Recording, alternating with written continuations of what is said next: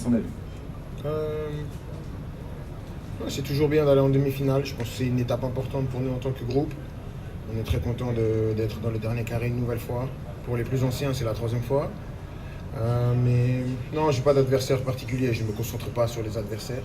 Je me concentre juste à comment on va récupérer, comment on va préparer notre match. Et bien sûr qu'on va avoir un coup d'œil parce qu'on regarde tous les matchs. Mais je n'ai pas de préférence. Parce que quoi qu'il arrive, ce sera une revanche au final. Parce que si c'est les Belges, ils voudront une revanche. C'est l'Espagne, on voudra une revanche. Non, c'est pas trop ma préoccupation. Yann, est-ce que tu as le sentiment que, juste ici devant, est-ce que tu as le sentiment que cette équipe de France, c'est la plus forte avec laquelle tu es joué en Coupe du Monde et concrètement, qu'est-ce qui peut vous arrêter? Non, c'est pas la plus forte. J'ai été champion du monde et j'ai été vice-champion du monde. Cette équipe, elle est ni championne du monde ni vice-championne du monde. Donc à l'heure actuelle, c'est pas la plus forte. C'est celle qui a le plus de potentiel, celle avec laquelle on peut se projeter le plus facilement, où il y a beaucoup de qualité. Elle te permet de rêver, bien sûr, mais la plus forte, j'ai toujours dit que les équipes fortes, c'est les équipes qui gagnent. Et jusqu'à preuve du contraire, je ne vois pas de coupe dorée à côté de moi, donc c'est pas l'équipe la plus forte. Kylian, ici, à ta droite, est-ce qu'en interne, vous vous sentez de plus en plus invincible, de plus en plus costaud au fil des matchs et de plus en plus effrayant pour vos adversaires? Oui, bien sûr.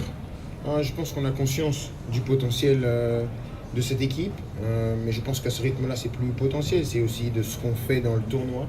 Maintenant, comme je l'ai dit, la peur, l'appréhension, elle ne met pas des buts, elle ne fait pas gagner des matchs.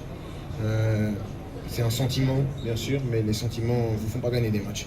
Donc à partir de ce moment-là, bien sûr, ça te donne confiance pour entrer sur le terrain, mais après sur le terrain, il faut démontrer. Et on a encore pas mal de choses à démontrer si on veut être connu comme cette équipe invincible ou tous les superlatifs que vous avez évoqués.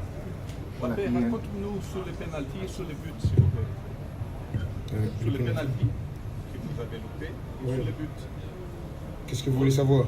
Votre impression sur un et sur J'ai tiré, il l'a arrêté. Je tire pas bien. Après, c'est compliqué parce qu'il y a un imbroglio qui est que l'arbitre me dit qu'il y a penalty. Donc je lui demande si le check est complet. Il me dit que oui. Donc à partir de ce moment-là, on fait la transition avec Ousmane qui me donne le ballon. Ensuite, il vient me voir quand je commence déjà à me concentrer pour me dire qu'il n'y a pas penalty. Donc je sais pas, je reprends le ballon dans les mains, je le repose pour me dire qu'il y a penalty. Il me dit non, attends, il y a une action 2 minutes avant qu'il faut checker. Mais après, c'est comme ça. Je me suis laissé déconcentrer. C'est sûr que j'ai fait beaucoup de scénarios sur comment me concentrer pour un penalty. Ce scénario-là, je ne l'avais pas encore. Donc c'est un scénario qu'il va falloir envisager parce que l'arbitre peut te dire qu'il y a penalty, il peut te dire 2 minutes après qu'il n'y a pas penalty. Je ne sais pas combien de temps ça a duré. 3 minutes. 3 minutes. Hola, Kylian, aquí a tu Donc ça fait partie du nouveau football, c'est le nouveau football avec la VAR, il faut s'adapter. Hola, Kylian, aquí a tu izquierda, por favor, en español. Quería preguntarte si te sientes en tu momento de más liderazgo en la selección francesa y de paso, ya que te pregunto desde España, si prefieres enfrentarte al mejor portero del mundo, que es tu compañero, o a un equipo al que conoces bien como es España. Claro que me siento bien. Es un equipo, un grupo para quien tengo mucho cariño. Son muchos jugadores en este equipo que son amigos, que conozco desde muchísimos años. Tengo también los jugadores jóvenes, claro, que me ven un poco como un jugador más viejo. Yo tengo que dar ejemplo al equipo, a siempre más en el tema emocional, porque en el campo son jugadores que saben jugar fútbol. Pero más en el tema emocional, porque soy el jugador que ha jugado más partidos en el mundial en el equipo, yo sé lo que es de jugar un mundial y yo lo tengo que enseñar a mi compañero. Y por la segunda pregunta, la verdad, lo ha dicho en francés ya, me da igual un poco, porque semifinal es siempre un partido difícil, si es España es España, si es Bélgica es Bélgica. Vamos a ver mañana lo que va a pasar.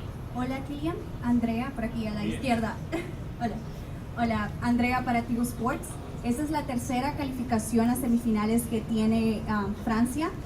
¿Qué crees tú que hace tan fuerte este equipo en momentos decisivos como este? ¿Y crees tú que esta es la generación que mejor juega al fútbol de Francia comparándola con las anteriores? La verdad, la primera cosa es que jugamos con la pasión de representar nuestro país. Sabemos lo que es de representar nuestro país en un mundial.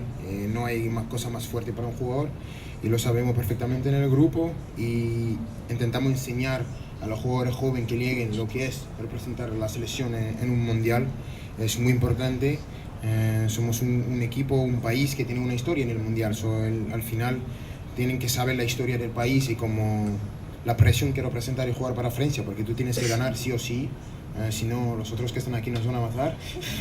Pero es así, es así. Y también, claro, tenemos jugadores de calidad, pero jugamos como un equipo. Tenemos un colectivo, un grupo que está unido, que vamos siempre en la misma dirección y la dirección que queremos es ganar. Kylian, l'un des hommes clés de cette victoire, même s'il n'a pas marqué, c'est Désiré Doué. Guy Stéphane a dit qu'il avait eu un rôle particulier aujourd'hui. Est-ce que tu peux nous en dire plus? C'est un joueur qui t'offre beaucoup d'alternatives dans ton jeu, quand tu as le ballon, quand tu l'as pas, dans les mouvements, parce qu'il est capable d'avoir une version différente. On voit qu'en première mi-temps, il a été beaucoup dans le déséquilibre, dans le 1 contre 1. Il a été très écarté. C'était la stratégie qu'on avait pour forcer Hakimi à défendre, parce qu'on sait qu'il monte très haut. Et on voulait le faire défendre, parce que quand tu défends beaucoup, ça te coûte d'attaquer après. Après, il a joué une partie de la seconde mi-temps, il était un peu plus à l'intérieur. Il a été plus comme un troisième milieu, un peu comme un 8. Et il est retourné jouer plus haut. Donc c'est un joueur qui te donne beaucoup d'options. Il a fait un super match.